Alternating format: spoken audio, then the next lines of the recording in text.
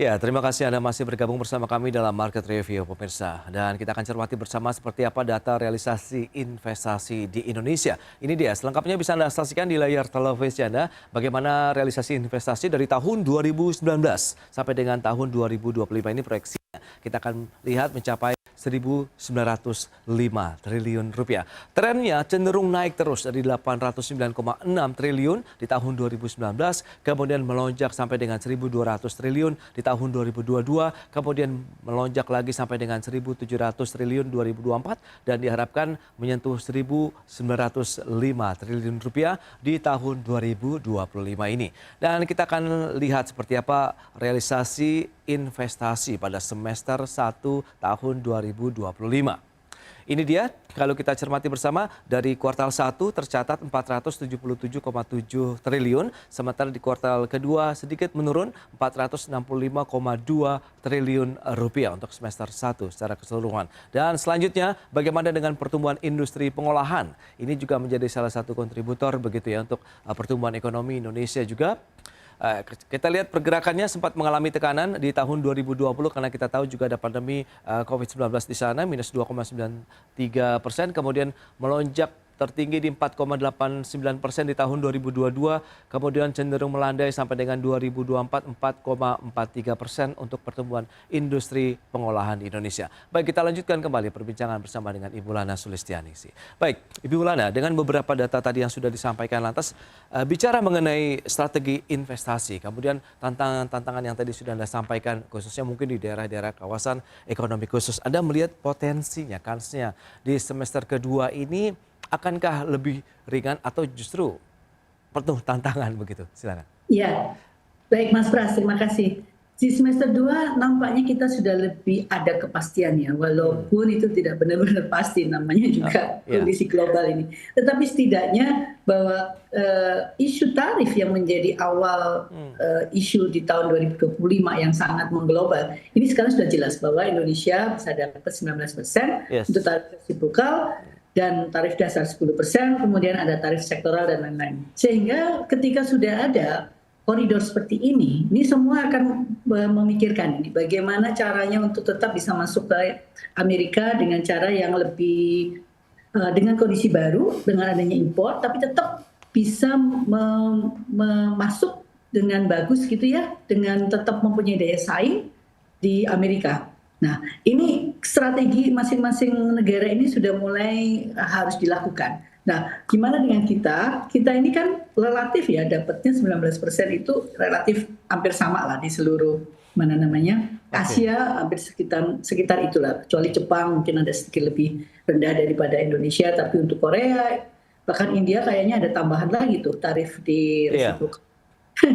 Ya, namun lebih jelas. Nah, dengan demikian yang bisa kita tawarkan untuk negara-negara yang punya tarif terlalu besar untuk masuk ke Amerika, termasuk juga Jepang, walaupun dia dapat tarif relatif kecil, tetapi Jepang mengalami masalah besar di dalam ketenaga kerjaannya. Ya, penduduknya sudah istilahnya sudah sangat problem di aging population-nya itu udah makin lama makin besar, sehingga tidak banyak lagi anak muda di sana yang mau bekerja di pabrik.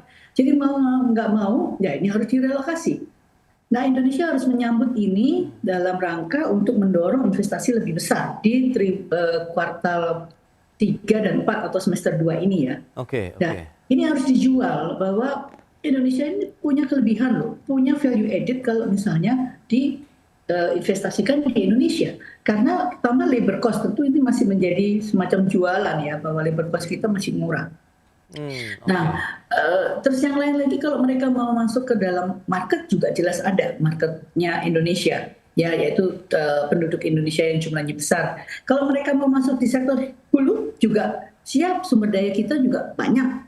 Nah, kalau dilihat dari realisasi investasi tadi, Mas Pras, ternyata yang memang masih paling besar yang menyumbang, tapi dia dikategorikan sebagai sektor manufaktur, tapi lebih kepada sektor pertambangan yang diolah. Nah, ini kan bagus ya. Ada hilirisasi, ini rupanya juga menarik perhatian para investor di luar negeri yang katakan misalkan mereka sekarang concern dengan industri baterai.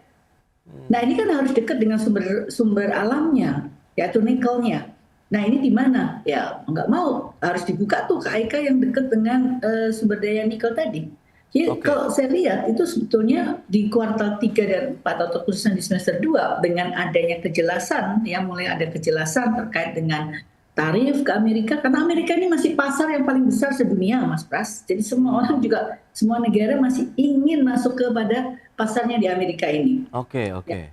Nah, cuman bagaimana kita bisa membuat daya saing karena investasi di Indonesia ini masih mahal dalam tanda petik, efisiensinya masih relatif harus terus-menerus diperbaiki. Ada Ya. istilah di dalam ekonomi kita itu yang kita sebut sebagai ICOR, Incremental Capital Output Ratio. Hmm. Jadi berapa banyak tambahan investasi untuk menambah 1 unit output. Oke, oke. Nah, ini kita tuh tertinggi, Mas, di antara negara-negara Asia. Kita tuh sekitar 6 sampai 7. Sementara Asia itu hanya 2 atau 3. Artinya tambahan investasi 1 unit ya itu bisa menghasilkan berapa outputnya. Kalau makin tinggi sebenarnya makin nggak efisien, Mas Pras. Maaf Ya. ya, jadi ada 6 kali investasi untuk menghasilkan 1 output. Kalau di negara lain 2 sampai 3 kali investasi Ya. menghasilkan 1 output. Nah, ini loh yang harus dibenahi. Karena ketika perusahaan tadi menghasilkan barang itu di Indonesia, hasil biayanya itu berapa? Oke. Kata Indonesia dapat tarif 19%, tetapi biayanya itu mahal, ujung-ujungnya kita nggak bisa jual murah juga. Hmm. Baik, baik. Nah, dengan beberapa tantangan tadi yang sudah Ibu Lana sampaikan begitu, lantas bagaimana Anda melihat proyeksi untuk target 1.900 triliun begitu sampai dengan akhir tahun 2025 dengan perolehan semester 1 hampir menyentuh Ya. sedikit saja 50% begitu? Ya, kalau dari target rasanya sih nggak terlalu sulit ya. Kita juga ada beberapa investasi-investasi besar yang terkait dengan katakan transportasi ke depannya. Oke. Ya, ada rencana pembangunan kereta cepat Jakarta Surabaya, kemudian bisa diawali di tahun ini. Nah, tetapi lagi-lagi kalau dari sisi realisasi saya kira insya Allah bisa dapat 100% di 1.900-an. Karena Oke. biasanya itu ada selalu tercapai lah di akhir Iya, tahun. iya. Nah, sektor-sektor yang cukup seksi yang kalau kita lihat menjadi primadona investasi di Indonesia saat ini itu di bagian yang mana? Apakah masih dari hilirisasi atau ada sektor lain yang layak juga dikembangkan sehingga yang paling utama adalah serapan tenaga kerjanya juga. Mengingatkan kita tahu tantangan dari pemutusan hubungan kerja karyawan yang dirumahkan itu mewarnai perjalanan ekonomi kita di sepanjang semester 1 nih, Bu Lana. Ya, kalau dilihat dari sektor, memang sektor yang masih menarik buat para investor asing, tentunya sektor yang berbasis sumber daya alam. Oke. Yang kita punya, yang mereka bisa utilisasi dan tentunya harus dilakukan hilirisasi ya, itu suatu kebijakan yang sangat positif sebetulnya untuk meningkatkan nilai tambah dari produk-produk ekspor Indonesia. Nah, yang tradisional seperti itu ditambah juga ya tentunya yang berkaitan dengan market. Nah, yang berkaitan dengan market ini, maaf sebetulnya sampai ke market, yang tadi berkaitan dengan investasi-investasi yang terkait dengan hulu, dengan sumber daya manusia tadi, memang nggak bisa banyak serapan tenaga kerjanya, Mas Pras.